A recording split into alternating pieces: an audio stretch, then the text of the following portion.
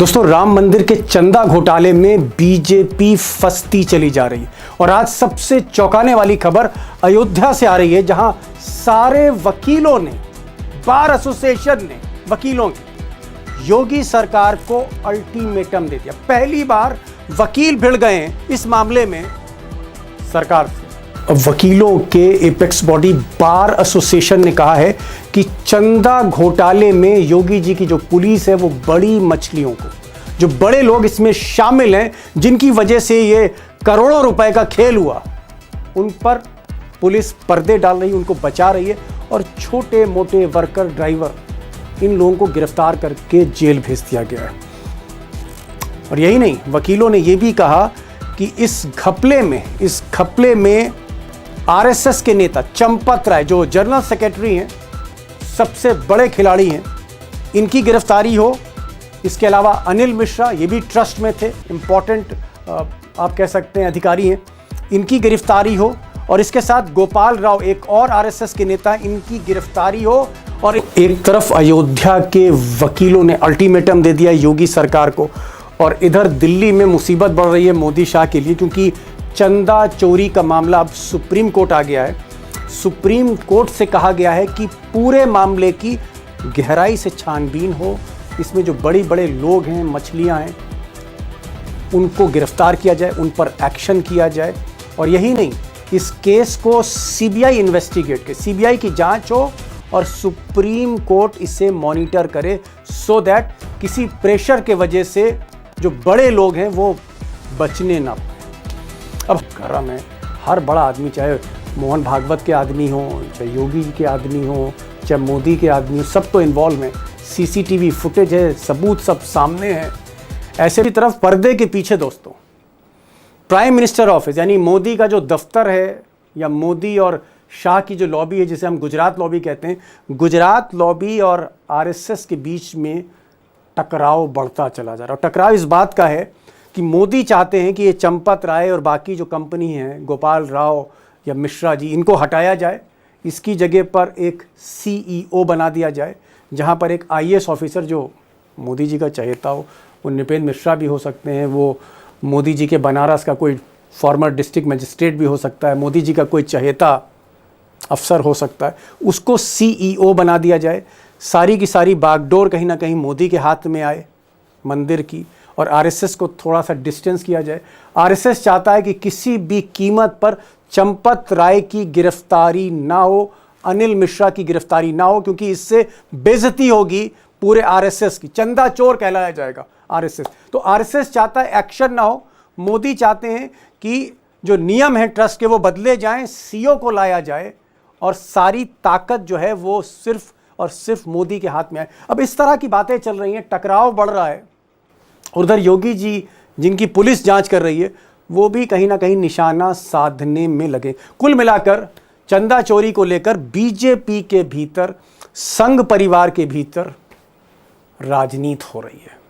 अब दोस्तों, अगर सच कहें तो जितने भी लोग हैं, चाहे हम हो, आप हो, कोई हो, हिंदू हो ना हो, सबको कहीं ना कहीं पीड़ा होगी कि गरीबों का, श्रद्धालुओं का, लाखों श्रद्धालुओं का जो पैसा है, जो वो चढ़ाने जाते हैं, जो चढ़ावा चढ़ाते हैं, पैसा बचा के, पेट काट के, कोई 20 रुपया डाल रहा है, कोई 100 रुपया डाल रहा है, कोई 500 रुपया डाल रहा है, जिसकी हैसियत भी नहीं है, वो जो गरीब श्रद्धालु हैं, या जो भी श्रद्धालु हैं, जो अपने श्रद्धा से वहां पर कोई सोने की ईंट दान कर रहा है, कोई हीरे का हार दान कर रहा है, किसी की हैसियत 100 रुपए की तो वो दान कर रहा है, कोई गाढ़े पसीने की जो कमाई है वो दान कर रहा है, भगवान के चरणों में अर्पित कर रहा है, उसकी चोरी हुई है और करोड़ों की चोरी हुई है। सीसीटीवी फुटेज है, बयान है सबके। 8 आदमी गिरफ्तार करके जेल भेज दिए गए, स्टेट बैंक भी इन्वॉल्व है इसमें।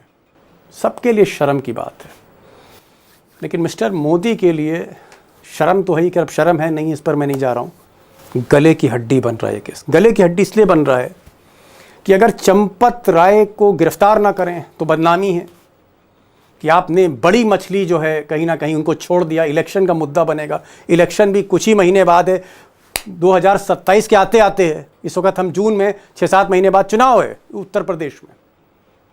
तो अगर चंपत राय को गिरफ्तार करें तो फिर आरएसएस नाराज हो जाएगा, और नहीं गिरफ्तार करें तो फिर ये राजनीतिक मुद्दा है, चुनाव का मुद्दा है। इसलिए कहीं ना कहीं फंसते चले जा रहे हैं मोदी। क्या एक्शन करेंगे, नहीं करेंगे, या ट्रस्ट को ही अपने हाथ में ले लेंगे, आरएसएस से खींच लेंगे, वीएचपी से खींच लेंगे। होने क्या जा रहा है, जो घमासान अंदर की है, ये बीजेपी को अंदर से किस तरह से कमजोर कर रही है, और आरएसएस की जो बेचैनियां बढ़ रही हैं, उसके पीछे क्या है खेल। अरोड़ा साहब, भाई आप 50 साल का तजुर्बा आपको रहा है और कई बार एसोसिएशंस को आपने हेड किया है, सुप्रीम कोर्ट से लेकर डिस्ट्रिक्ट कोर्ट तक। मैं एक चीज़ जानना चाह रहा था, अयोध्या के लॉयर्स ने कहा है कि इस पूरे मामले में लीपापोती हो रही है, सरकार लीपापोती कर रही है, योगी की पुलिस लीपापोती कर रही है, और जो बड़े लोग हैं, जिम्मेदार लोग हैं, चंपत राय वगैरह, इन सबको बचाया जा रहा है। या तो चंपत राय पर मुकदमा दर्ज करके उनको गिरफ्तार करके जेल भेजा जाए, या फिर ये तीनों लोग, गोपाल राव, चंपत राय और अनिल मिश्रा, तीनों आरएसएस के बड़े ऑफिस बियरर्स हैं, इनको अयोध्या छोड़नी होगी। एक और बड़ी बात उन्होंने कही है कि हम इनका मुकदमा नहीं लड़ेंगे क्योंकि हमारी नज़र में दागी है, इन्होंने राम के नाम को बदनाम किया। इस पर आप क्या कहना चाहेंगे कि क्या ये एक बड़ा मतलब फैसला है, और जो लोग कानून के जानकार हैं, जो लोग वकील हैं, वही कह रहे हैं कि पुलिस घपला कर रही है इस पूरे मामले में? दीपक जी, पहले तो उन्हें पॉजिटिव नोट, मैं अपने वकील दोस्तों का, वकील भाइयों का स्वागत करता हूं और उनको सैल्यूट करता हूं। मैं इसलिए आज वकीलों की ड्रेस पहन के बैठा था कि वकील दोस्तों से बात करनी है तो वकील दिखना चाहिए। मैं उनको मुबारक इसलिए देता हूं कि स्वतंत्रता हमें वकीलों ने दिलवाई थी। जब वकील सड़कों पे आ जाएंगे, जब वकील बोलना शुरू करेंगे, तो फिर कोई सरकार संभाल नहीं सकती है। वकीलों की ताकत इतनी है, कोई सरकार जिस दिन वकील डिसाइड कर ले, मैं आपको बता दूं, कुछ महीनों में सरकारों का जहां चाहे रेजिग्नेशन करा सकते हैं। वकील की ताकत इतनी स्ट्रांग होती है। पंडित नेहरू, पटेल, महात्मा गांधी, जिन्ना, ये सारे जितने भी वकील थे, इन्होंने पार्टिसिपेट किया था। अंबेडकर भी, अंबेडकर तो वो तो ताजशीरी थे ना, वो तो इसलिए मेरा पहले तो उनको सल्यूट कि आपने ये अच्छी बात करी है, आप इसको आपने कॉग्निजेंस लिया है और इस पे आप सीरियसनेस शो की है। दूसरी अच्छी बात इन्होंने ये करी, जो मैं कहता हूं कि हमने पहले भी ये बात करी थी, कि करता धरता सर्वे सर्वा, जो वर्ड आपने फ्रेज यूज किया, दैट इज वेरी ब्यूटीफुल। हर एक्ट में Deepak ji, companies act, food adulteration act, customs act, excise act, gold control act, foreign exchange act, income tax act, जितने भी हिंदुस्तान के एक्ट हैं, उन एक्ट्स के मुताबिक जब कोई कंपनी ऑफेंस करती है तो कंपनी का दफ्तर नहीं बंद करते। जब कोई कंपनी ऑफेंस करती है तो उसके सर्वे सर्वा, जो आपने फ्रेज यूज किया, करता धरता, वो रिस्पांसिबल चाहिए।